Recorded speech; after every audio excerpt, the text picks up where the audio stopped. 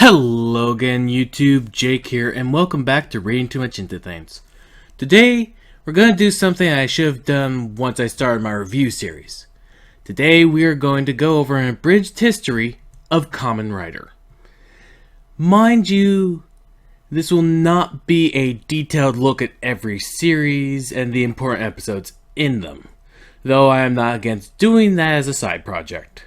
However, this is more a grand overview of just what Kamen Rider is as a franchise, how it got its start, its origins, and a lot of the motifs that came from it, as well as a few landmarks of its history. Having existed for 45 years, it has more than a few. Like I said, this is something that realistically I should have started this review series with, before jumping into Kamen Rider Ghost reviews, but there you are. I imagine a lot of my viewers already have a solid idea of Kamen Rider's history, but as such, instead of leaving a comment down below and going about your day, I ask that you share this history lesson with your friends that don't know, or people who want to know more about it. Don't worry. We'll wait.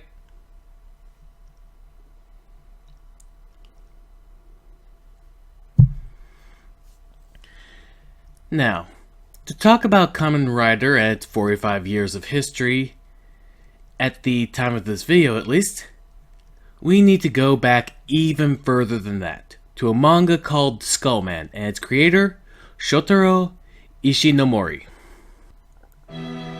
Skullman is a 100-page one-shot manga by Shotaro Ishinomori and published in Weekly Shonen Jump in 1970.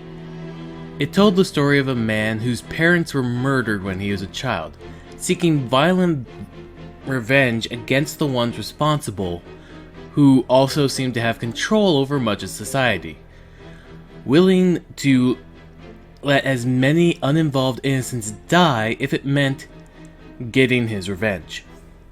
The story ended, as most revenge stories do, with the hero's own death having achieved the revenge he sought as a balance for the deaths he himself caused. It was dark, cerebral, violent, and one of the first anti-heroes in mangas. And we hit our first history road bump, as there's a bit of confusion between what I've heard about how we get from Skullman to the subject in question, Kamen Rider. Some sources suggest that Ishinomori was approached and asked to make a more child-friendly version of Skullman's style of heroism that would be suitable for television, while others seem to suggest he was approached for the TV show first and Skullman was his first personal draft, but knew it would never get picked up. The point being that Skullman was a major success and is at the core of the creation of Kamen Rider, at least visually and motif-wise. The original Kamen Rider, which began airing in April of 1971, starts off with an evil organization with ties to various governments throughout the world, as well as the Nazis, called Shaka, kidnapping citizens to modify their bodies with animal DNA and cybernetics as part of their plan for world domination. The story is about one of these kidnapped victims, Takeshi Hongo, played by the legendary Hiroshi Fujioka, or as most of the world knows him,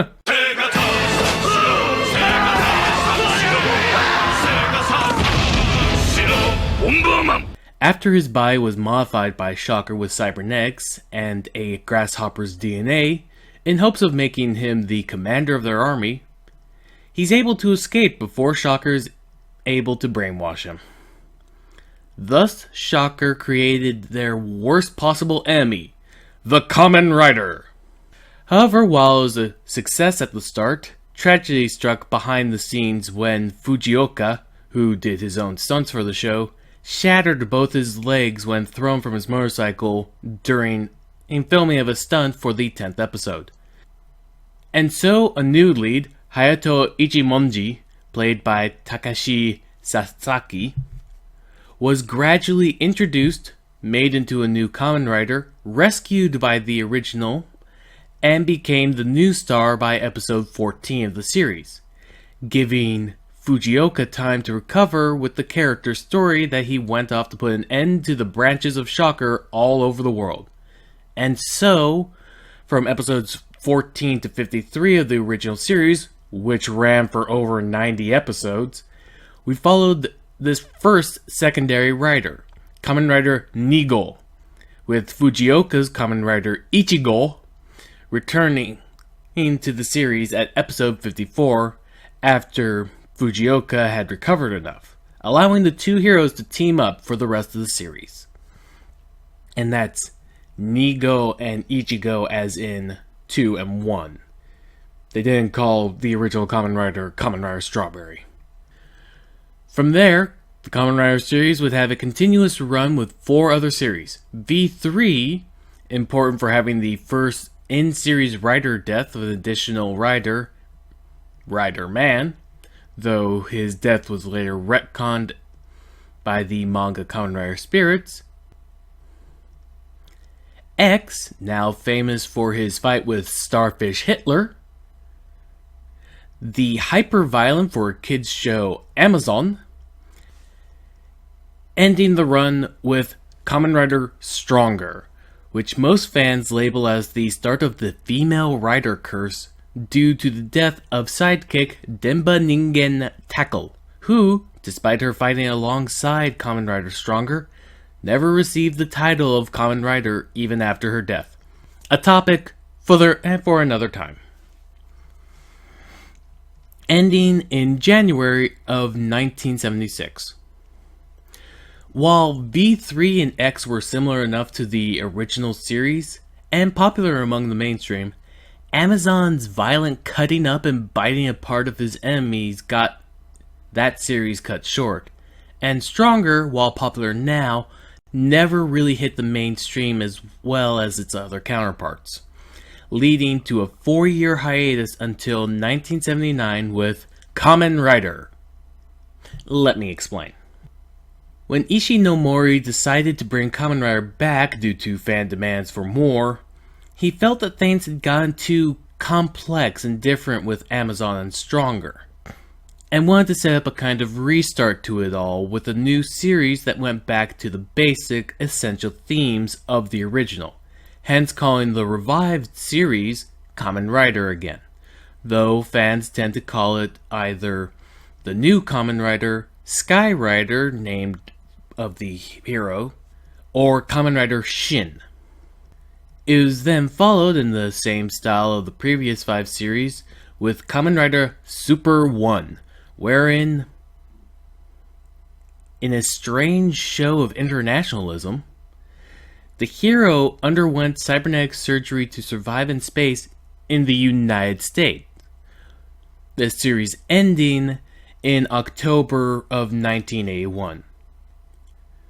From there, we enter a strange time for Kamen Rider as we get the first rider to not star in a series of their own. Zekros, spelled ZX. He debuted in a serialized manga in 1982 as well as appearing in a short radio drama. However, he didn't appear in live action until 1984 with the special Juo Tanjo, Kamen Rider Zenin Shugo, roughly translated as Birth of the 10th, Kamen Rider all together, which was meant in effect to be a kind of pilot for a Zekros series. It was not. Not helped by Zekros himself, not really given much character in the special to get people interested in seeing him in action. This was later fixed in Kamen Rider Spirits, which I will explain, don't worry. But that was several years after the fact, and so again came a long silence from the hero Ishinomori built.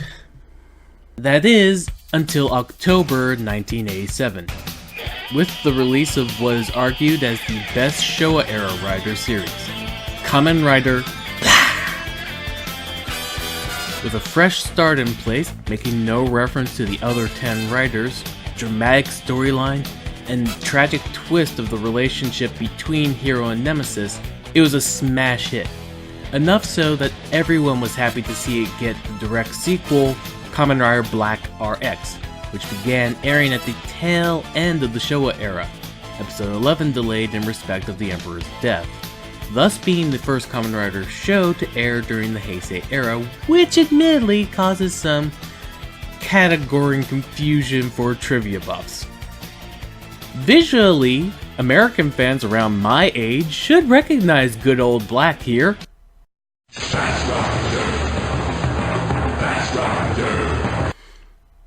And that's the last I'll mention of that. Black RX, unlike Black, did make reference to the previous 10 riders, having them come in to help defeat the antagonist group, but also to show just how much more powerful our new main hero was compared to the past warriors, by taking out, in a fair duel, an enemy commander a veteran like V3 couldn't even harm. However, with the end of Kamen Rider Black RX came a dark silence over the franchise. Not only did it spend over 10 years off of television screens, stage shows, and 3 movies keeping the franchise alive financially as well as keeping it alive in people's minds, but the 90s also saw the death of Shotaro Ishinomori in '98, 3 days after he turned 60. Before his death, he still continued to work, including collaborating with up-and-coming mangaka Kazuhiko Shimamoto for a Skullman remake, as well as future plans for the Kamen Rider franchise. However, before we talk about the future, let's touch on those 3 movies I mentioned, as they are still considered Showa riders, having been produced while Ishinomori was still alive. The first movie we're going to address was the 1992 movie Shin Kamen Rider Prologue. It was, as a part of its 20th anniversary, an attempt to appeal to the now grown-up fans who had seen the original series. To do so, they took notes from the manga adaptation of Kamen Rider, making the movie darker and more realistic, drawing focus to the sorrow of being forced into this web of conflict and conspiracy against the hero's will. Any viewers who might watch this with their young children or have a low tolerance for body horror, I'm about to show you some of the more infamous scenes from this movie, and I advise you to look away from the screen until such time as you hear my voice speaking again. In 5, 4, 3, 2, 1, 0.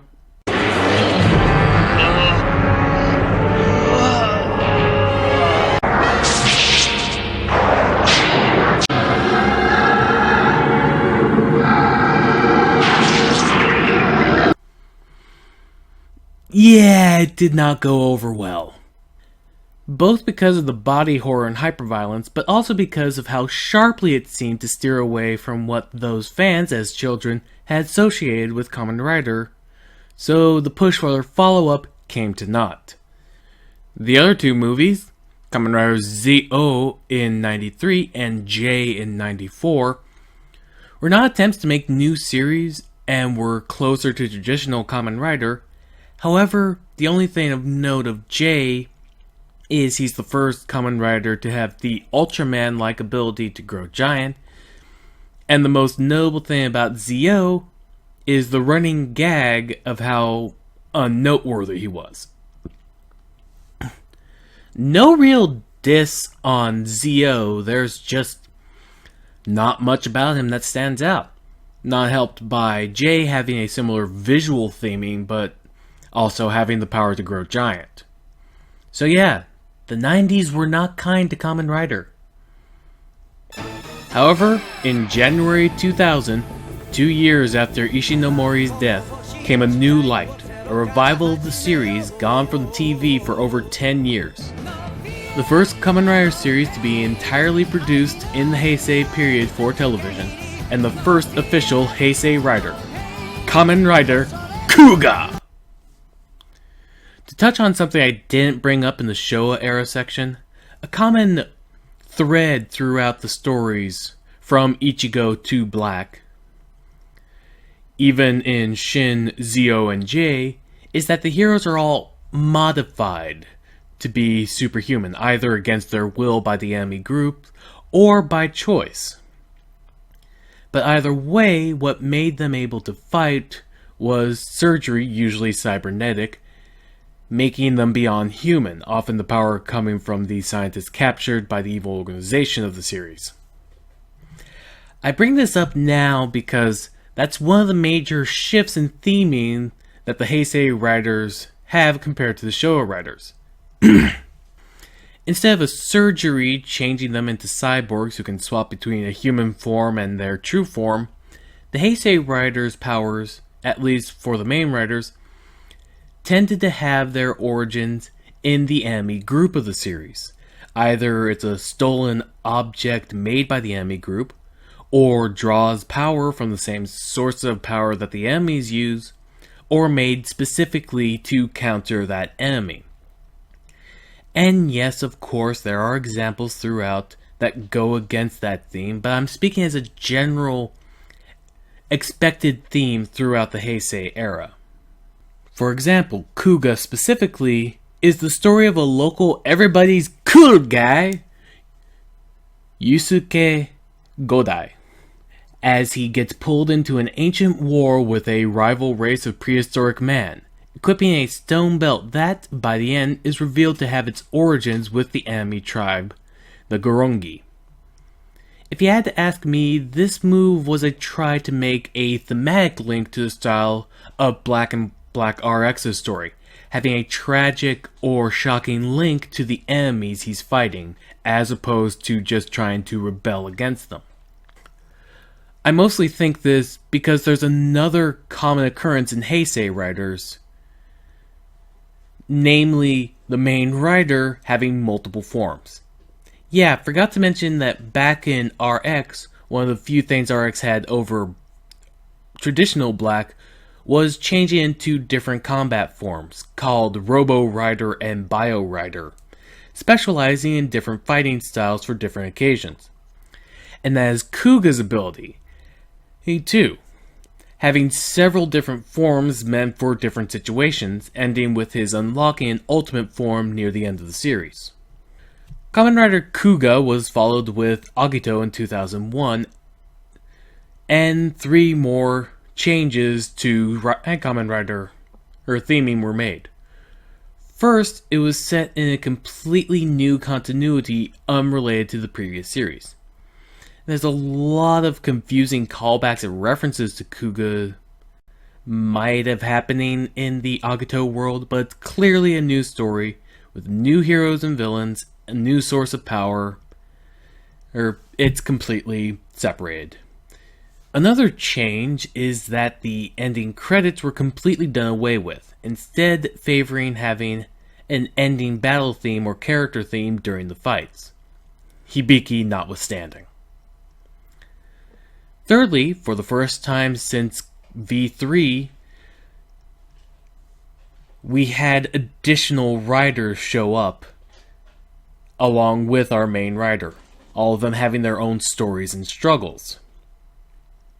Agito having the robotic police-made warrior Kamen Rider G3, the man-turned-monster struggling to prove he's still in control, Gills, and the powerful but unstable Another Agito. That is actually his title, he's called Another Agito. Also in 2001 began the manga series Kamen Rider Spirits, which I mentioned already. It is an alternate tale of how the Showa writers spent the time between Super 1's airing ending and Black beginning, touching on a lot of plot holes and unfinished storylines, such as giving more depth to why Tackle was not given the title Kamen Rider, again, a story for another day, explaining why Rider Man was still alive despite him showing up in the Zekross special and showing up in Black RX, and giving more of a story and background to Zekross himself. The next ongoing change to the series came with the following Kamen Rider series, Ryuki, in 2002, with the introduction of Rider Chip, who to this day are considered the official Kamen Rider rock band, having done and still doing tons of great fight and character songs for the various series throughout the years. 2003's Kamen Rider Fives, spelled with 3 5s, came and went without anything too new that changed up Kamen Rider outside of a cliffhanger ending that to this day people claim will be resolved next year. Nor was it a horrible flaming disaster. Just a solid Kamen Rider that still stands as one of my favorites, but that's neither here nor there. What did have noteworthy changes and problems were 2004's Blade and 2005's Hibiki, both of which had midway writer staff and director changes. Blade for its lackluster ratings in its first half, and Hibiki for it angering mothers with how frightening the hero was, as well as upsetting fans for how non-standard it was, which was not surprising, as Kamen Rider Hibiki was based off a manga effectively asking, what if we didn't have Kamen Riders? With 2005, we also saw a reimagining of the original Kamen Riders Ichigo and Nigo, and their stories with the high-budget movie Kamen Rider the First, which would then get a sequel including Kamen Rider V3, Kamen Rider the Next.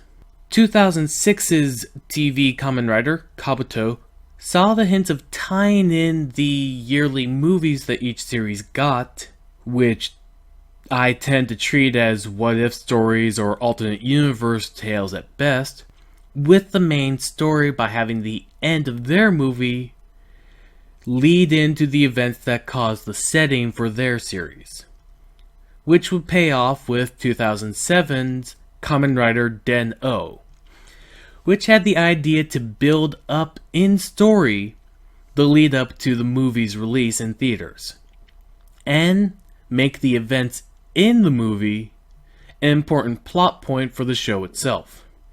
Kamen Rider Den-O also became one of the most reoccurring Kamen Riders since it both had a time travel story gimmick, but also its effective main character, Momotaros, was effectively a costume and a well-known anime voice actor. 2008 Kamen Rider series, Kiva, commemorated Ishimori's 70th birthday anniversary with its first episode, being 10 years after his death, and was the lead-in to the next big story shakeup, 2009's Kamen Rider Decade. Decade has a very interesting place in Kamen Rider history to me, being the 10th Heisei Rider series as well as the shortest series to date with only 31 episodes, ending on a cliffhanger that is resolved in a movie crossover with the following series, Kamen Rider Double. As the 10th series, the creators decided to give him the ability to change into all the previous 10 Heisei main riders, and his plots had him travel between alternate universe versions of those previous series and other series, ending with him destroying the other worlds in order to recreate and connect them back into one reality to prevent them from all crashing into each other. Or, in comic book nerding, Kamen Rider Decade is the Crisis on Infinite Earths of Kamen Rider's continuity. The Heisei era riders were all set in different realities, none of them making references to each other, and some of them even being set in the future, setting the Heisei era apart from the Showa, which made plot points of previous riders appearing to aid the current rider. There was the exception of the Den-O with Kiva crossover movie, however, that was such a non-thing that my joke still holds water. But yeah, the Heisei era since Decade, which some fans refer to as Neo Heisei, which I would say is odd, but looking back at the history and the three 90s movies being labeled Showa, if fans wanted to call an era the Pants on Head era, there was not much in terms of facts to shift that around. The Riders series have all in some way or another, had a nod-wink shared continuity, all seeming to happen on the same Earth. In fact, in a few of them, they tried to make a constant thread in the background, seemingly collecting up the powers of the various enemy groups. However, it never really caught on, which is a pity. And so, along with the shift from a January airing date to October, from Decade, we had Kamen Rider Double, spelled with a W because of the way the letter W is pronounced in Japan. Kamen Rider O's, spelled with 3 O's. Kamen Rider 4's, not spelled with 4 4's, surprisingly. Kamen Rider Wizard, Gaim, and Drive. All of these so far have not been around long enough for people to go, hey, that was an important landmark, other than Kamen Rider O's having the honor of the 1000th episode, and Kamen Rider 4's being the 40th anniversary. Which now brings us finally to present day at the time of this video. Kamen Rider Ghost. The 45th year of this, people. And I have to say, looking back at this abridged history, I can't help but be amazed that one of the most enduring symbols of Japanese heroism came from one of manga's first brutal anti-heroes. And I cannot wait to see where this franchise continues to go. Well, thank you for sitting through this video. I hope it was informative. I'm Jake. I'll see you next week here at Reading Too Much Into Things, and as always, stay safe.